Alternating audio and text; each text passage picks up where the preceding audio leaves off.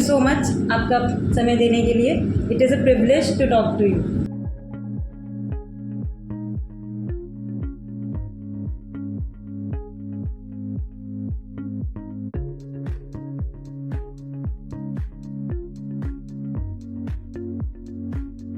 एक वक्त मेरे साथ में बहुत ही संयोग है या मेरे गॉड का, भगवान का, ईश्वर का वरदान है कि मैं एक ऐसे परिवार में जन्म लिया जहाँ मेरे पिताजी होम्योपैथिक प्रैक्टिस किया करते थे और मैं बचपन से होम्योपैथी के संपर्क में रहा हूँ. होम्योपैथिक के रिकॉर्डरी की किताबें हैं, मेडिका किताबें हैं, मोटी मोटी किताबें, उसमें बड़ा अजूबा लगता था और मैं उनके पन्नों को फाड़ करके खेला करता था और पिताजी गुस्साते थे भी कभी और कभी कभी पिटाई भी कर देते थे. लेकिन मेरा जो बचपना है वह किताबों के संग में पिताजी को ऑब्जर्व करते हुए, पेशेंट को देखते हुए, पेशेंट के भीड़ को देखते हुए, काफ़ी भीड़ लगते थे, मेरा जैसा लगता था. उस ज़माने की बात मैं कर रहा हूँ 1962 के पास. बहुत बड़ी अच्छी घटना मैं बता रहा हूँ. हमारे शहर के जो, मैं हजारीबाग में हम लोग रहते थे उस समय में, उस शहर के जो सबसे बड़े ऑफिसर डिस्ट्रिक्ट कमिश्नर थे वो, उनको साइटिक पेन था. मैं बाद में जाना कि वो साइटिक पेन है, लेकिन उनका पूरे जिला में किसी से ठीक नहीं हुआ. तो किसी स्टाफ ने उनको बताया कि सर यहाँ पर एक डॉक्टर हैं जो झील के किनारे में रहते हैं और वो होम्योपैथी इलाज करते हैं और उससे ठीक हो जाता है, बहुत पेशेंट का लोग को देखते हैं. तो उन्होंने कहा कि ठीक है उनको बुलाओ, क्योंकि अब चल नहीं पाते थे अपने, और डिस्ट्रिक्ट एडमिनिस्ट्रेशन के ऑफिसर थे तो किसी को भी अपने घर बुला सकते थे. तो उनके स्टाफ आए हमारे घर पर, पिताजी को कहा, लेकिन पिताजी की हालत उस समय बड़ी ख़राब थी. स्वयं वो फाइलेरिया के स्वेलिंग से पीड़ित से जा नहीं पाते. तो उन्होंने जाकर के एक्सप्लेन किया. तो स्टाफ ने, सर आपके साथ तो खुद चलने के लायक नहीं है अभी, अगर दिखाना होगा तो नीचे यहाँ जाना पड़ेगा. तो एक दिन सवेरे मॉर्निंग करीब 8-9 बज रहा होगा, एक जीप को हम लोगों ने अपने घर की ओर आते देखा. उसमें पुलिस के कुछ सिपाही बैठे हुए, उस पर तो डर लग जाता है. तो उसमें लेकिन आए तो मैं दरवाजे पर खड़ा था. पिताजी को किसी तरह से बाहर में बेडरूम से लाया गया और उनको भी गाड़ी से उतार करके, लोग पकड़ करके उतार करके बैठा, आमने सामने बैठे. पिताजी ने ऑब्जर्व किया, कुछ देखा, कुछ किया. उसके बाद में कहा कि इनको दवाई दे देने के बाद में, कुछ समय बात करने के बाद में देखा कि वो चुपचाप हो गए. उसके बाद देने के बाद में थोड़ा सा साथ बैठे रहे, दोनों को साथ बैठे रहे. तो पिताजी ने उनसे पूछा कि कैसा लग रहा है. तो नहीं, कुछ तो नहीं दिखा रहा, कुछ चेंज नहीं करता, जैसा खड़ा हुई है. तो पहले तो शक पका है, लेकिन फिर खड़ा हुए और खड़ा होकर के थोड़ा सा मूवमेंट करने लगे, पेन नहीं था. तो this was my first attractions towards the medicine, है ना, ये होम्योपैथी की ओर. ये मेरा बचपन का मैं कहानी बता रहा हूँ. पहले मैं गोलियाँ चुरा के खा लेता था, अच्छी लगती थी. और अब हमारे जितने बच्चे लोग छोटे छोटे थे तो किताबों को, बाबू जी का भी बहुत बड़ा लाइब्रेरी था, जैसा कि आज भी आप देख रहे होंगे बहुत सारे रेमिनेंट्स लाइब्रेरी हैं और मैं भी उसमें ऐड करता रहा. ये लाइब्रेरी उनका धरोहर है. किताबों के साथ चलना मेरा बचपना रहा है. और मैं एक लाइब्रेरी के भी इंचार्ज थे पिताजी, डिस्ट्रिक्ट लाइब्रेरी के. तो वहाँ भी मुझे किताब, लाइब्रेरियन पिताजी के कारण मुझे लाइब्रेरी में घूमने देते थे. किताबें पढ़ने पर थोड़ी सी झिझकने के बाद में, लेकिन फिर कुछ होता नहीं था. तो किताब पढ़ने की भी आदत लगी. ये तो बचपना है. फिर धीरे धीरे जब मैं बड़ा हुआ तो बड़ा होने के बाद में दुनिया में बहुत सारे आकर्षण होते हैं. मैं बड़ा कि मैं डॉक्टर बनूँगा, मैं इंजीनियर बनूँगा, ऐसे दिमाग में चलता रहा. मेरी मौसी थी, जैसा मैंने आपको बताया था एक बार, मौसी थी तो कही कि उनको चलो नौकरी करवा देते हैं स्टेट बैंक. मेरे रिकमेंडेशंस पर मेरा बैकग्राउंड में वो हो जाता है. तो मैंने बोला कि नौकरी करना है तो आप मौसी ये आप बैठती हैं सुबह से 10 बजे से 5 बजे तक, बीच में खाली खाना लंच करती हैं वहीं पर, अब शाम को आती हैं फिर अपना सो जाती हैं, खाना बनाती हैं और फिर सब। तो ऐसा काम तो मेरे से नहीं होगा मौसी। मैंने मौसी जी कहा नहीं हो सकता। पिताजी ने कहा कि सब ठीक है, चलो बिजनेस करते या कुछ करो। फिर उसमें भी देखे कि बहुत ज़्यादा रास नहीं आया। फिर मैं पिताजी पर, तो मैं बचपन का एक छाप पड़ा हुआ था, तो मैं होम्योपैथी की ओर आकर्षित हुआ और होम्योपैथी में एडमिशन लिया। और फिर तब से मेरी यात्रा जो है, तो जीवन की यात्रा पूरा होम्योपैथी में भी चला गया। आज इतने समय के बाद पढ़ने की आदत आप डालिए, क्योंकि एक डॉक्टर वही सफल डॉक्टर होता है जो ज़िंदगी में अपने को पढ़ने की ओर बना लेता है। पढ़ना उनका पढ़ना एक उनका अंदर का एक हॉबी टाइप का होता है, जुनून टाइप का हो जाता है। पढ़ना है, आज के समय में तो पढ़ना और भी आसान हो गया। यूट्यूब पर पढ़िए, आपका ये जो लैपटॉप है, नोटबुक है, सारे साधन हैं आपके पढ़ने के। लेकिन मैं देखता हूँ कि आज के बच्चे, सबसे बड़ा दिक्कत क्या है कि उनको पढ़ने के लिए जुटाव नहीं करता है। तो एक अगर ये टर्निंग पॉइंट आपके लाइफ में आ जाता है, तो मैं पाता हूँ कि होम्योपैथी बनना आपका सफल हो जाएगा। एक चिकित्सक होने के लिए सबसे बड़ा ज़रूरत क्या होता है, उसके अंदर में पेशेंस, धैर्य होना चाहिए, इंतजार करने का, रोगियों को देखने का, ऑब्जर्व करने का। ये पेशेंस अगर हो गया तो आप जिंदगी में सफल हो गए। काफ़ी इंस्पिरेशनल स्टोरी थी सर। और मैंने भी अभी लाइब्रेरी देखी, काफ़ी ज़्यादा बुक्स का कलेक्शन है, बहुत अच्छी हर तरह की बुक्स हैं, होम्योपैथी से भी बहुत सारे सब्जेक्ट्स की और बहुत पुरानी किताबें। एक बात मैं बराबर करता हूँ, खाली होम्योपैथी किताब पढ़ोगे तो होम्योपैथी का जी हाँ, और भी किताबें। होम्योपैथी को इनरिच करने के लिए आप बाहर की किताबों को भी पढ़ें, है ना, बाहर की भी किताबों को करें, क्योंकि आप अपने आप को अपने असलियत की आपको पता चलेगी कि मेरी सीमा क्या है, मैं कहाँ पर मुझे एक्सपैंड करना चाहिए। ये ज़रूरी है। इसलिए खाली अपनी किताब मत पढ़िए, होम्योपैथी खाली मेडिकल रिपोर्टरी खाली मत पढ़िए, उसके अलावा भी आप उससे रिलेटेड साइंस को जरूर सीखें। मैंने एक किताब देखी, मेरी नज़र उस पर गई, सामने था वो कैंसर न्यूट्रिशन से रिलेटेड कुछ था कि कैंसर के टाइम पे क्या न्यूट्रिशन चाहिए, क्या डाइट होना चाहिए।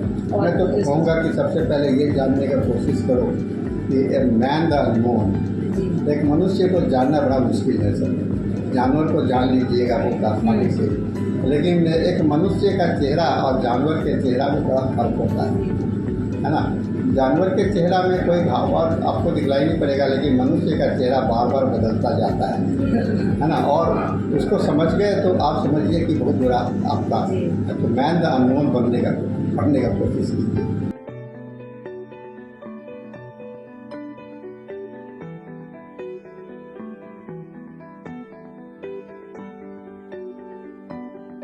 मेरे पिता भी थे, मेरे गुरु भी थे, मेरे एक जीवन के दर्शन भी थे। और उन्होंने एक उनके समय में ये जो आपका आजकल का कोर्सेस होता था, DSMS BHMS है, ये सब पहले नहीं था। तो एक ले प्रैक्टिशनर्स उनको कहा जाता था, उनके रजिस्ट्रेशन थे खाली क्वालिफाइड प्रैक्टिशनर्स के रूप में। और एक उन्होंने MA किया था अपना फिलॉसफी से, तो दार्शनिक बैकग्राउंड एक उनका सेलेक्ट बड़ा लगता। और उन्होंने मुझे बताया था कि सांख्य का फिलॉसफी को पढ़ो, और मैंने पढ़ा। उनके इंस्पिरेशन से मैंने सांख्य के दर्शन, और मुझे भी पढ़ने की आदत लगी उनके गाइडेंस में। तो एक उनके अंदर में भी एक पढ़ने का बहुत बड़ा ये रुचि था। कहीं ट्रैवल कर रहे हैं, कहीं जा रहे हैं, सब जगह पढ़ते ही रहते थे किताबों का। एक उनके पास में क्या करते, बहुत बड़ा वीकनेस था, एक पढ़ना है। और पेशेंस के साथ में समय देना, वह मैंने पिताजी से ही सीखा कि आप कोई भी रोगी हो, खांसी का भी हो, सर्दी हो, एक्यूट हो या क्रॉनिक हो, तो पेशेंट के साथ में समय देने की बात करें। जल्दी में पेशेंट का क्या करेगा क्या नहीं करेगा आपको जानकारी नहीं मिल पाएगी, है ना। आप ऑब्जर्व नहीं कर सकते, क्योंकि मनुष्य को समझना, मैंने जैसे कहा कि मैन अननोन, तो एक उसके पूरे जीवन की कथा को आप अपने सामने में बैठे हुए 1 घंटे में भी नहीं पूरा कर सकते, है ना। क्योंकि कहते हैं कि माइंड जो होता है ना, ये आपका जो होता है एक बहुत बड़ा अथाह सागर के जैसा होता है।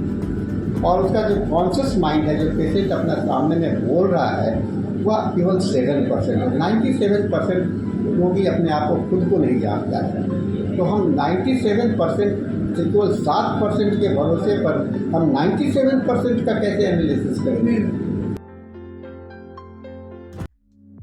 इसलिए इमेजिनेशंस एंड आपके खोज का डिस्कवरी एबिलिटी, क्यूरियोसिटी, ये आपके अंदर में रहा तो आप बहुत अच्छे प्रैक्टिसर्स हो सकते हैं। ऐसा मैंने पिताजी से सीखा और मैं उनके विषय में बहुत सारी लोक कथाएँ हैं, आदि बहुत पुराने ज़माने के, कई एक जगह पर उनके नए नए अलग अलग नामाकरण थे। बिहार का एक इलाका है समस्तीपुर, उस तरफ में लोग उनको कहते थे लंगड़ा डॉक्टर। तो मुझे पता चला कि बहुत सारे पैरालिसिस रोगी को ठीक किए। फिर इधर एक नवादा के बिहार शरीफ की तरफ में एक जगह है, वहाँ लोग कहते थे कि पागल डॉक्टर है। मैं कहीं पागल डॉक्टर कैसे हो गए? पागलों का ठीक किए। तो ऐसे ऐसे कहानी एक कहते हैं कि बच्चा किसी को नहीं होता तो उससे यहाँ बच्चा हो जाता है। उन्हें वहाँ पर लगता है कि गॉड गिफ्टेड बच्चा देते हैं, लेकिन गॉड गिफ्टेड तो मैं नहीं कहूँगा कोई होता है। जब तक आप प्रयास नहीं करोगे, दवाई नहीं दोगे तो ये वहाँ पर हो जाता है। तो ये अलग अलग ये थे। और एक बात है, सबसे उनके जीवन का जो परिवर्तन मैंने देखा, दैट कि when he started transmitting medicines, उनके मन में एक द्वंद्व था कि दवा कैसे काम करता है, कैसे काम करता है, कैसे काम करता है। इतनी छोटी छोटी गोलियाँ, उस गोलियों के अंदर में कुछ नहीं होना, अगर डोज नंबर से भी आगे मॉलिक्यूल के अंदर में भी एक भी मॉलिक्यूल को नहीं होना, वह काम कैसे करता है। मेडिसिन का मेमोरी जो है तो है, और उस मेमोरी को आपको इन्हांस करती है। क्या दवा खाने की चीज़ हो सकती है क्या? ऐसा तो मैं समझता हूँ कि हर एक डॉक्टर के दिमाग में ऐसा सवाल आना चाहिए। जब सूक्ष्म है, एनर्जी है, उसको मुंह से खाओगे क्या? एनर्जी को खाओगे क्या? है कि नहीं?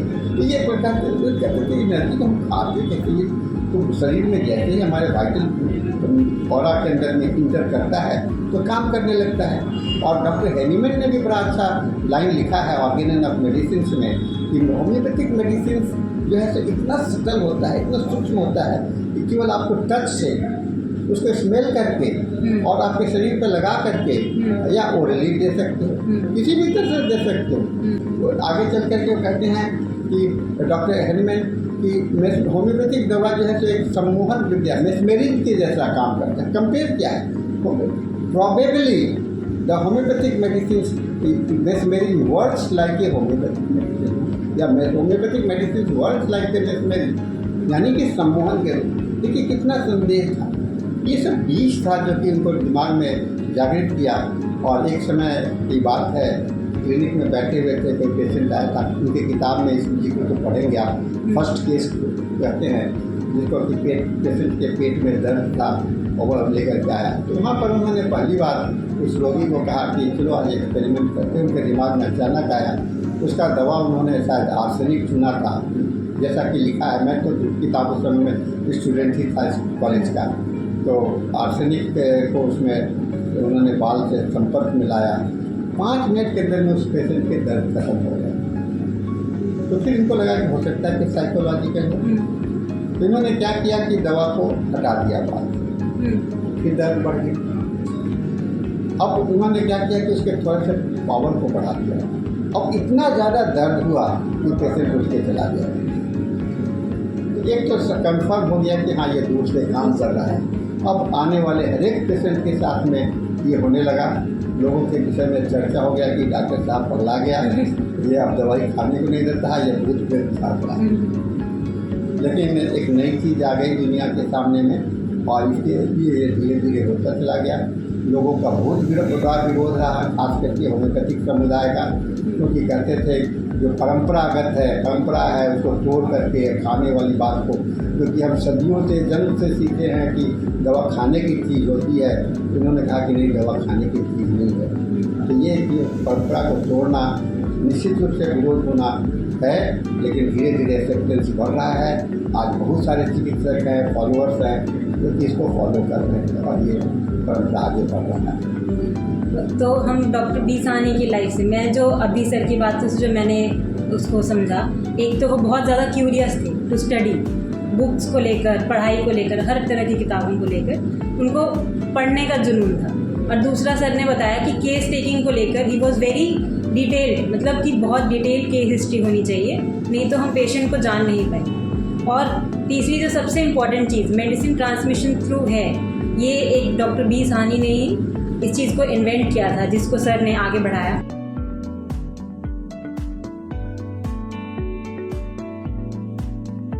आप मेडिसिन ट्रांसमिशन थ्रू है के बारे में बता रहे थे, तो थोड़ा सा डिटेल में अगर आप समझाएं, क्योंकि बहुत सारे लोग हैं जिसके बारे में, जो इनके बारे में नहीं जानते। तो मतलब बेसिकली अभी आपने एक एग्जांपल दिया, तो वो जितना मैं समझ पाई हूँ अब तक इसके बारे में, कि हम एक हेयर यूज़ करते हैं, तो वो जड़ से हमें चाहिए होता है, और उसको हम मेडिसिन, जो हमारे पास जो भी मेडिसिन, हम पूरा केस टेकिंग के बाद वो मेडिसिन लेते हैं और उसको डिप करके रखते हैं हेयर, और वो जो उस हेयर पे जो भी असर होता है वो हमारे बॉडी पे उसका असर आता है।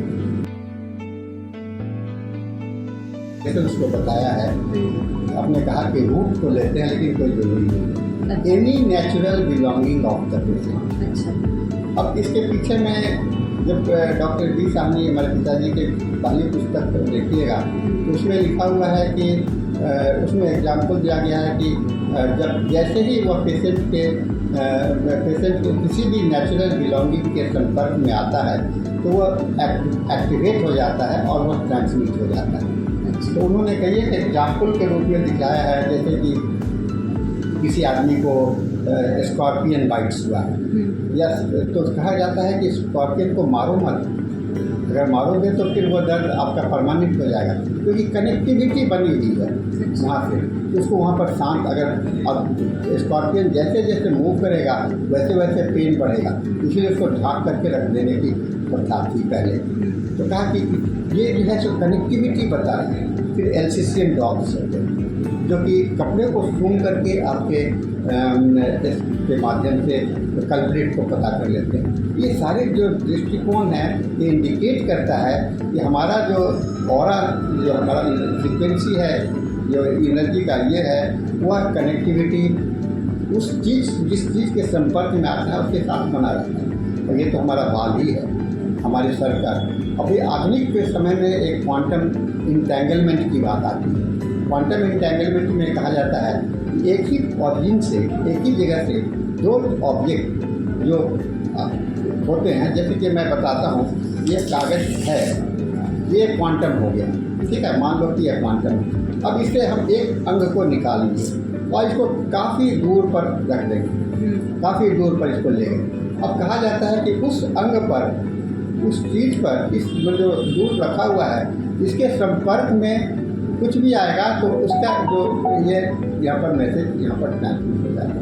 इसको क्वांटम इंटेंगलमेंट कहा जाता है कि जब तक इसका क्वांटम एग्जिस्टेंस होगा, माने कि ये अस्तित्व होगा, जब तक इसका अस्तित्व होगा तो दोनों का क्वांटम होता है। ये जापान में भी और मॉडर्न साइंस टेक्नोलॉजी भी आपको आदि से होता है। और इसी टेक्नोलॉजी के बदौलत हम लोग चांद पर सारा चीज़ को भी मैनेज करना, बहुत सारा काम हो रहा है। मेरे को बहुत कुछ जानकारी उसके ऊपर में नहीं है, लेकिन क्वांटम इंटेंगलमेंट इस बात को प्रूव करता है कि relationship between the two substance separated from the body and however distance they may be, वह आपको खत्म।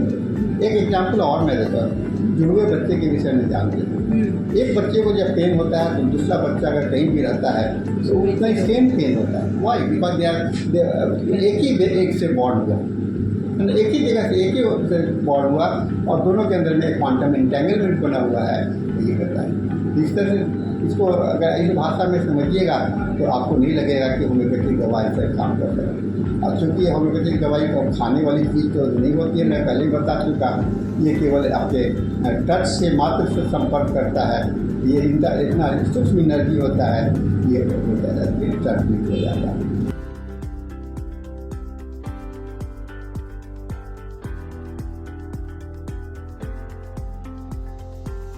एमएस के सिलेबस में जब मैं चेयरमैन था तो उस समय डिज़ाइन जब किया जा रहा था तो उस समय मैं काफ़ी कॉलेजेस में घूमा भी किया, कहाँ पर क्या कैसा चल रहा है देखा। एक कॉलेज में मैं गया, वहाँ पर मैं देखा कि फर्स्ट ईयर के बच्चों को ओपीडी में डाला गया है। मैंने सवाल किया कि आप यहाँ पर ये लोग क्या कर रहे हैं? तो सर ये ऑब्जर्व कर रहे हैं। मुझे बड़ा अट्रैक्ट किया ये, तो मैं बोला कि तो मेरे दिमाग में भी यही बात है।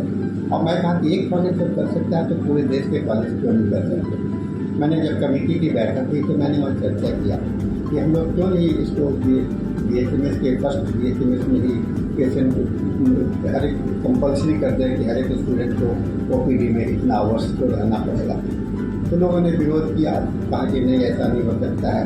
लेकिन बहुत सारा एग्जाम्पल देते हुए, समझाते हुए, डिस्कशंस के बाद में ये बात तय हुआ कि सेकेंड BHMS में इसको कर दिया जाए। और 2014 का जो सिलेबस बना उसमें सेकेंड BHMS में इंट्रोड्यूस किया गया। इसमें एक बदलाव का रास्ता खुला, कॉलेजेस इसको अडॉप्ट करने लगे, बच्चों को OPD में भेजने लगे, केस टेकिंग को देखने के लिए, ऑब्जर्व करने के लिए, रिपोर्टरी को पढ़ने के पहले केस टेकिंग या रिपोर्टरी जब फाइनल ईयर में था उसको ला करके हम लोगों ने सेकेंड ईयर से करवाया। और ये फिर आगे चला और आने वाला जो समिति है हम लोग के बाद का 14 के बाद का नेशनल कमीशन ऑफ, उन्होंने भी इसमें बहुत इनोवेशन किया है। एक बदलाव तो आ रहा है, पढ़ाने का टेक्नोलॉजी, मेडिकल एजुकेशन टेक्नोलॉजी के बाद चल रही है ना। ये सारी बातों के साथ में मुझे लगता है कि होम्योपैथी का फ्यूचर तो बहुत अच्छा है, बहुत अच्छा है, बशर्ते कि हमारे अंदर में खुद स्टूडेंट्स इसके लिए एम्पावर हैं, अपने आप को एम्पावर करें, अपने आप के अंदर में कॉन्फिडेंस जागृत करें कि मैं होम्योपैथ हूँ, गर्व से साथ में कहें कि मैं होम्योपैथ हूँ, और पढ़ने के साथ में एक्साइटमेंट्स हो कि मुझे ये करना है, जो नौकरी के लिए नहीं, प्रैक्टिस करने के लिए। क्योंकि मेरे ज़माने में नौकरी तो था ही नहीं, ये हम लोग सोचते भी नहीं थे, सपना में भी नहीं सोचते थे कि हमको नौकरी मिलेगी। हम लोग प्रैक्टिस करने के लिए ही तैयार हैं। आज के हम देख रहे हैं कि आज के पीढ़ी को नौकरी की ओर झुका हुआ है, नौकरी चाहिए, नौकरी चाहिए, BHMS इसलिए करने के पीछे नौकरी हो जाएगा, नौकरी तो हो जाएगा, लेकिन अगर आप वहाँ पर प्रदर्शित नहीं कीजिएगा, अपने क्लिनिकल स्किल को नहीं दिखलाइएगा तो आपके अंदर में आपकी क्षमता नहीं बढ़ेगी और होम्योपैथी की भी क्षमता नहीं बढ़ेगी, लोग जानेंगे नहीं और फिर होम्योपैथी का विरोध शुरू होगा। और ऐसे भी पहले होते भी होम्योपैथी का विरोध हो ही रहा है, तो वह विरोध और बढ़ जाएगा। अगर होम्योपैथी को बचाना है, पढ़ लिया है तो आप पढ़ो, कॉन्फिडेंस पैदा करो और गर्व के साथ में प्रैक्टिस करो, कॉन्फिडेंस के साथ में प्रैक्टिस करो तो निश्चित रूप से आपको जीवन में सफलता मिलेगा और आप यहाँ पर सेटिस्फाइड। खाली पैसा कमाना ज़िंदगी का महत्व नहीं होता है, पैसा के साथ में आपको आत्मसंतुष्टि भी चाहिए। पैसा तो बहुत हो जाएगा, फिर तो बहुत सारे पैसे के साथ में आपको डायबिटीज़ हो जाएगा, हाइपरटेंशन हो जाएगा, सारे चीज़ हो जाएंगे। तो आप लेकिन अगर ये इससे बचना चाहते तो मैं आज भी इस उम्र में डायबिटिक नहीं हूँ, हाइपरटेंशन नहीं हूँ, हम बस यही चल रहा है।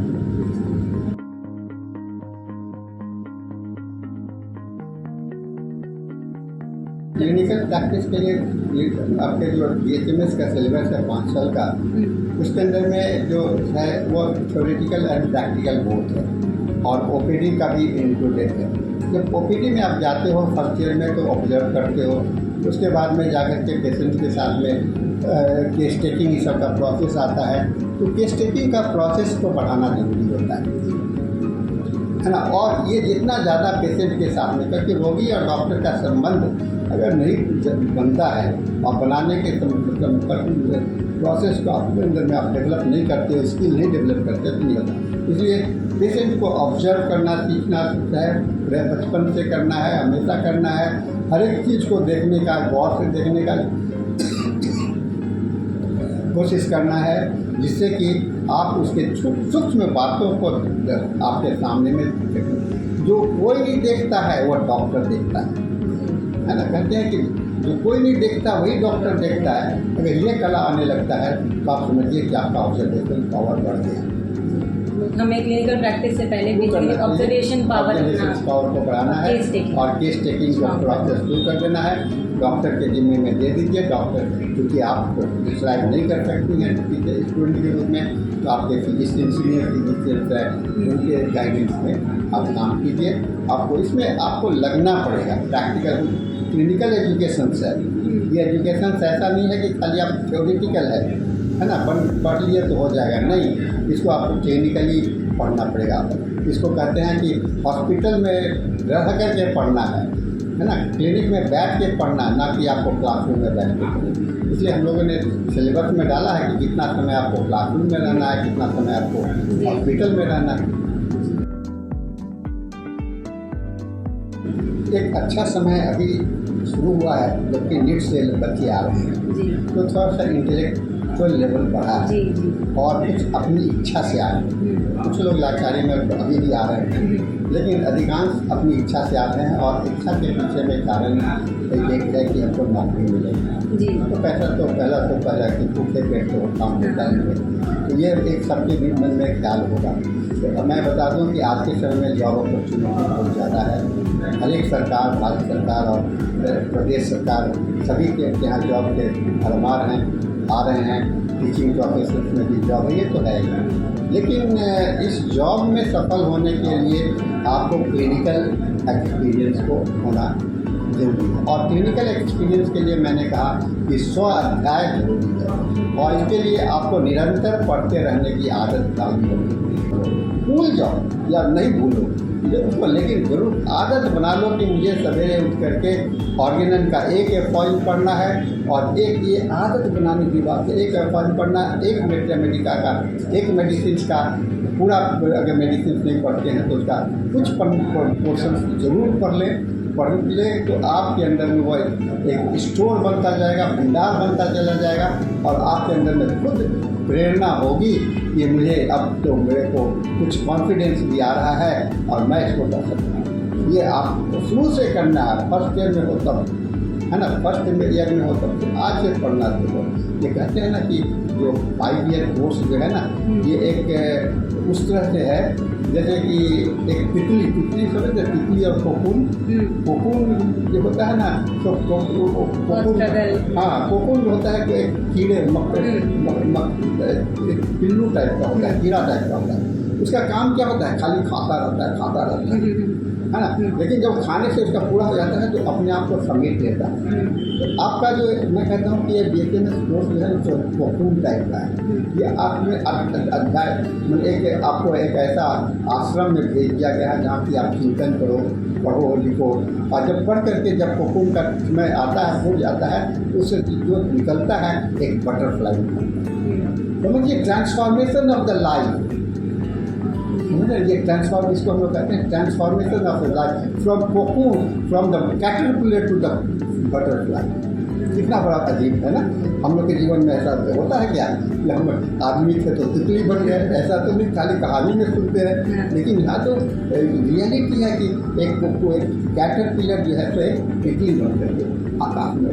तो हम, मेरा एक किताब में ऑर्गेनन का मैं लिख रहा था, कर रहा हूँ, उसमें आज ये first aphorism mission of the physician explanatory note में कहा you have to become a butterfly coming from the cocoon, through the cocoon and from your origin of the pillars, caterpillars. Thank you so much sir, आपके guidance और आपके time के लिए really means a lot. नहीं, पढ़िए, मैं तो सबको आशीर्वाद ही देता हूँ। आज के समय में आशीर्वाद के सिवा कुछ नहीं देता हूँ कि एक अच्छा होम्योपैथ बन गया, और होम्योपैथी अगर होम्योपैथी में सफल हो गए तो होम्योपैथी के प्रति आपकी श्रद्धांजलि भी होगी। और एलिमेंट की बात करते हैं, मैं एलिमेंट की बात भी नहीं करता हूँ, लेकिन होम्योपैथी की बात करता हूँ।